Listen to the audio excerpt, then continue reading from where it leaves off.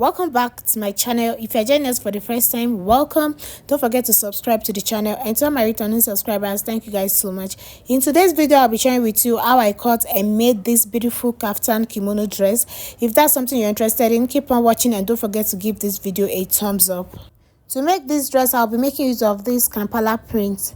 You can use any fabric of your choice. You can use brocade, you can use silk, any material of your choice, but I'll be using this Kampala print for this dress. So I'll go ahead and open it up just the way I'm doing now. Then I'll start working on our kimono dress. So I went ahead and fold my fabric into two with the right side facing each other, just like I'm showing you right now. So I'll start working on the front part first. So I went ahead and fold it into two equal parts, just like this. And then where I am marking now will serve as my shoulder line. So this new line is the shoulder line. And then I'm going to come to this folded side, that folded side that doesn't have any cut at all. That side, then I will mark out my neck measurement. So for the neck width, I'll be working with 2.5 inches wide, and then for the neck depth, I'll be working with just 1 inch or 1.5, but in this video I'll be using 1 inch for the neck depth. Then I'm just going to mark a curved line just like this to mark out my neckline. So from your center fold, you're going to go in by your half of your shoulder measurement. So whatever your shoulder measurement is, you divide it by 2, you mark it down, and then you're going to add 1 inch sewing allowance to it. So whatever your half shoulder measurement is, you add 1 inch sewing allowance to it. So from where your shoulder measurement stops, you're going to add another 6 inches. So that 6 inches will serve as the fold that will be adding to the dress later, just like the way I'm showing you now. So that 6 inches is for this fold. After marking out the 6 inches, then you're going to mark out the length, your desired length you want your sleeve to be. In my own case, I'm going to use whatever that is left on this fabric, but if your fabric is longer or wider than this, you can use any desired length of your choice, and that's what you see me marking down now. So for the width of the sleeve, I'm going to come down from this shoulder line. I'm going to go down by 9 inches, and that's what you see me marking down now. So I'm coming down there by 9 inches. After marking it down, I'm going to connect the 2 points together, just like the way I am doing right now. So now I will go to the folded side where we mark our neckline area the other time, and then I will divide my hip measurement divided by 4. The reason I'm using my hip measurement is because my hip is the biggest part of my body, so that's what I'm going to be marking down now. I'm going to divide my hip measurement divided by 4, and then I'll be adding extra allowance to it for ease. So your extra allowance depends on how big you want your kimono dress to be. In my own case, I'll be adding 7 inches extra allowance to it, and that's what you see me marking down now. So I divide my hip measurement by 4, I mark it down, then I added 7 inches allowance to it. Your allowance depends on how big you want your kaftan to be. So after that, I will be connecting that point to my armhole, just like the way I am doing right now, just like this. So the measurement I have here, I'm going to mark it down and then take it down to the end of the fabric, to the end of the length of the fabric, just like I'm doing right now. So now I'm done drafting out the patterns of the fabric. So you can see the neckline, you can see the shoulder, you can see the bodies. The next thing for me is to trim out everything on the fabric. You cut out on the line that I drew earlier. So that's what you see me marking. I'm going to cut it out just like this.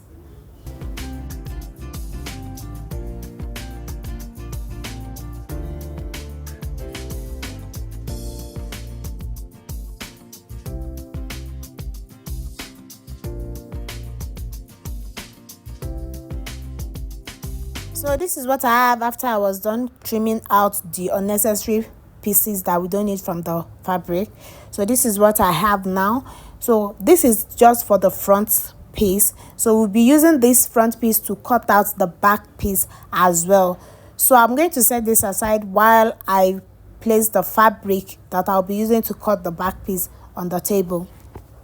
So I already went ahead and fold this into two, just like the way we did earlier, and then I placed the front piece that I cut earlier, then I place it right on top of this fabric, same measurement, nothing different. So I'm just going to trim out exactly what I have on this front piece. I'm going to cut it out on the back piece as well.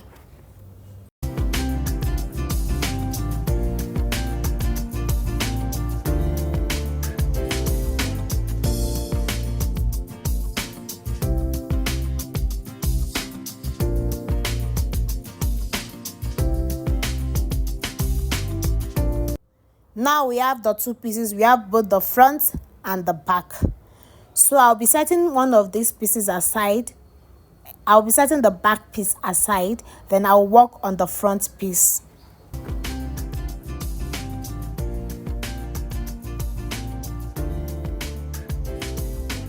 So I will come to this neckline and then I'll create V for the front neckline.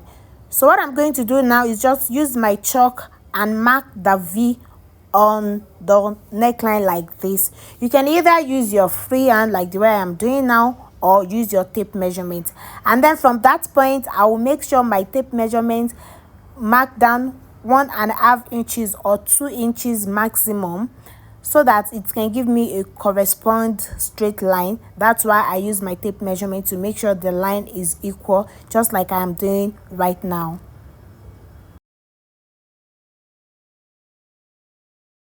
So I mark that down to the end of the fabric, and then I'm trimming out the V, just like the way I am doing right now.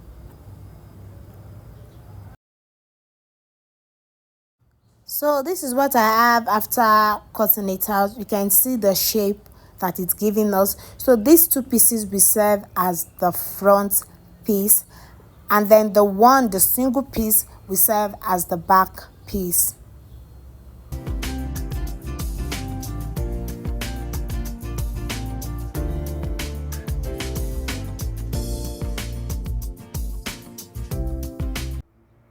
Now that we have both the front and the back pieces like this, we're going to start working on joining them together.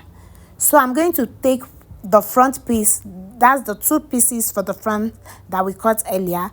Then I will make sure I connect the shoulder together. So I'll take one of the front piece just like this. I'll place it on the side of the back piece like this, and then make sure the shoulder correspond with one another very well, and then I will use my pin to hold them together, just like the way I'm doing right now. This is a very simple dress. Just watch what I'm doing. I will also repeat same thing for the other side, and this is what we have. The right side is facing each other. I'll take it to the sewing machine and just run a straight stitch on the shoulder line.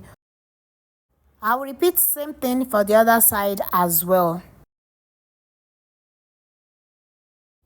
So this is what I have after I was done stitching them together. You can see the shape that it's giving us. So the next thing to work on is the band around the neckline. So I'm going to take measurement. I'm going to take my tape measurement and place it from the end of the dress all through to the round of this kimono. That's what will give us the exact measurement for the band. And after measuring that, this is what I have. So the length of this band is exactly what I measured on the dress, on the kimono dress. And then for the width, the wideness of this band is 2.5. I added 0.5 inches sewing allowance to it. That makes it 2.5 in all. Then I'll get the center point of this band. So I'm just going to create a notch at the center of this band. Then I will also repeat same thing on the fabric, on the dress. So I'll get the center of this dress as well, of this kimono, and then I'll just create a notch on the center of it at the same time, just like the way I am doing now. This is a very simple dress. Just watch what I am doing. Then after that, I'll take the center of that band that I notched earlier. I'll place it on the center of the kimono, just like this. So I'll use my pin to secure the two together. Then I'll use my pin to secure the band to the kimono and just pin it all the way to the end. And then I'll take it to the sewing machine and join them together. So after joining it together, this is what I have. This is what it's looking like. You can see the shape, the beauty of the kimono is already coming out. This was just me arranging the kimono because it must overlap on each other like this. So the next thing to work on is the design on the sleeve, the design that give us the Agbada effect on the sleeve. So we're going to work on it now. So on the hem of the sleeve, I'm going to mark 1 inch, that 1 inch that we added to it earlier for the allowance. Then I'm going to add that 1 inch for the hem fold of the sleeve, and then from there I'm going to measure 8 inches. From there, then I'm going to mark down that 8 inches like this. So this is me just cross-checking my measurement. Then after that, I'm going to open up the sleeve like this. So after opening up the sleeve the way I am doing right now, I'm just going to take my chalk to draw that 8 inches line very well so it can be visible. And then from that 8 inches line, I'm going to mark down 3 inches. Remember in the beginning when we are working on the shoulder area, we added 6 inches allowance to it. So that 6 inches is what we are going to be using to create the pleat on this shoulder. So now I've marked down my 3 inches. This is me just holding them together like this for me to create a line, another line. So basically it's just same 3 inches that we measure from this outer sleeve. We measure same 3 inches inside like that. So 3 plus 3 altogether, it's 6 inches allowance that we added earlier.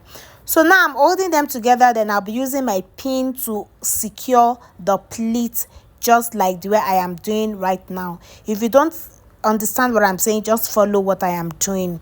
So this is the pleat. You can see the pleat is already coming out like this. So I'm just opening up again to explain it to you guys again.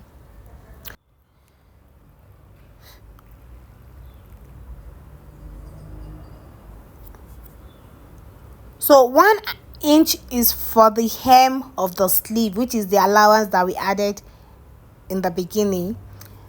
That will be for the fold of the sleeve. And then from there, the 8 inches is for the sleeve length that we marked earlier. And then I mark down that 8 inches. Then from there, I measure 3 inches for the pleat. Then I measure another 3 inches because both the two sides of the sleeve, it's 3 inches each. That's why we have 6 inches altogether. And that is what we have on this fabric right here. So I'm just holding them together. Then I will use my pin to secure the pleat, just like the way I am doing now. I have to re-explain it again so that you can understand what I am talking about. So you see me now using my pin to secure the pleat together, just like this.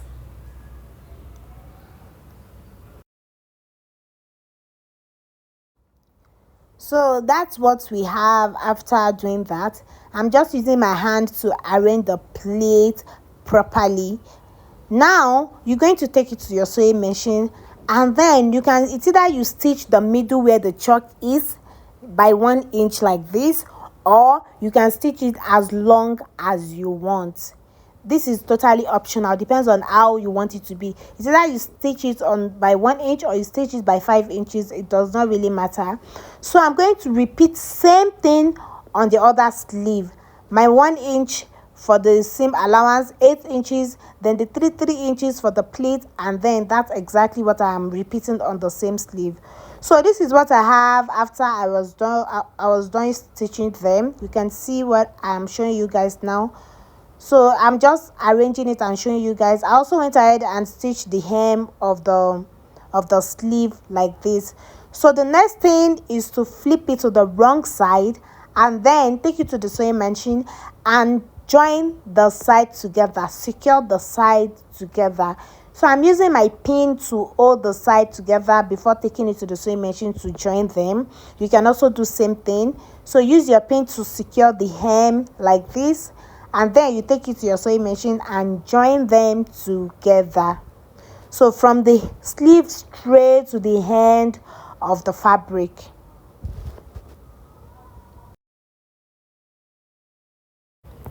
So you also do same thing for the other side as well. You take it to your sewing machine and stitch them all together. So this is what I have after I was done securing the side. You can see this is me showing you the side that it's already secured and joined together. So the next thing we'll be working on is this neck area.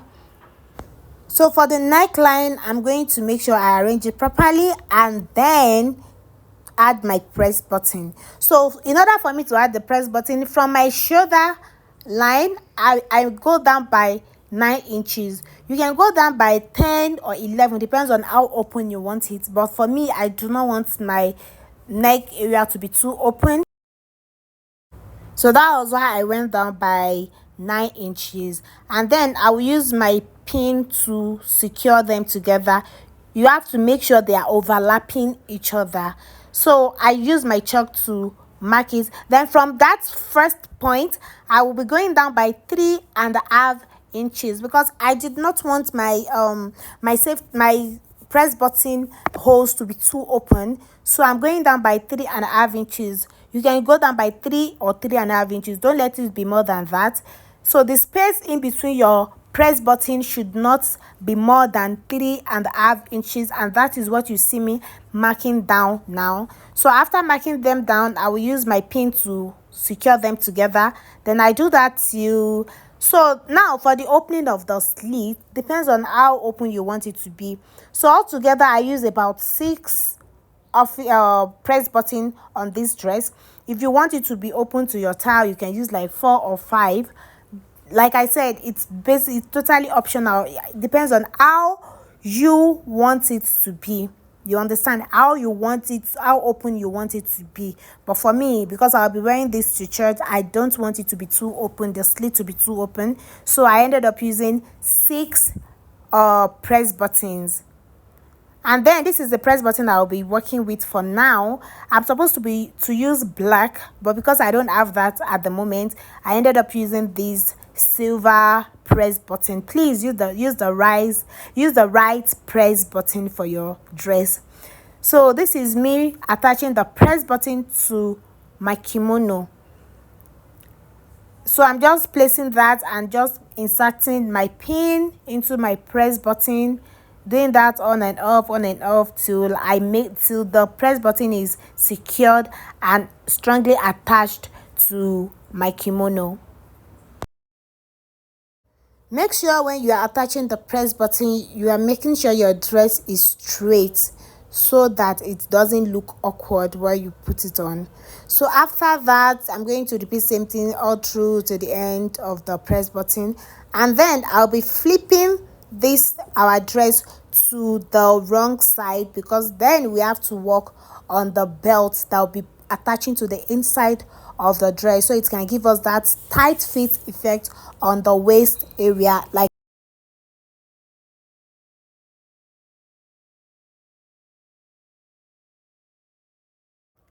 now that we flipped the dress to the wrong side, I'm going to measure from my shoulder to my waist. My shoulder to my waist is 14 inches. That is my upper waist, is 14 inches. So that is what you see me marking down now. If your shoulder to waist is 15 inches, you mark it down as 15 inches. And if it's lower than that, you mark it down. Just use your shoulder to waist measurement. And then after that, I'm going to determine the center of the front piece, which is the midpoint of the front piece. So after getting the center of it, you're going to divide your waist measurement, your waist circumference divided by 4. Whatever that it gives you, you're going to place it there. From that center of the front piece, you mark it down there, and also to the other side as well. It's as simple as that. So just make sure you divide your waist measurement divided by 4, and you place it down on the center of the front piece. And then this is the belt I'll be using. The length of the belt is totally optional. You can use any length that you want, any desired length of yours, your choice. It's either you want it long, or just make sure you get the length that is enough to tie to the back. So I'm pinning the belt to the front piece only. Do not join the front and the back together. If you join it together, you won't be able to wear your dress. So your belt is only attached to the front piece only. So that's basically it on how to make this simple kimono kaftan dress. I hope you enjoyed this video. If you do, don't forget to give this video a thumbs up. Subscribe if you haven't subscribed yet. Turn on your post notifications so you get to know anytime I drop new videos. Thank you so much for watching. I'll see you guys in my next video. Bye.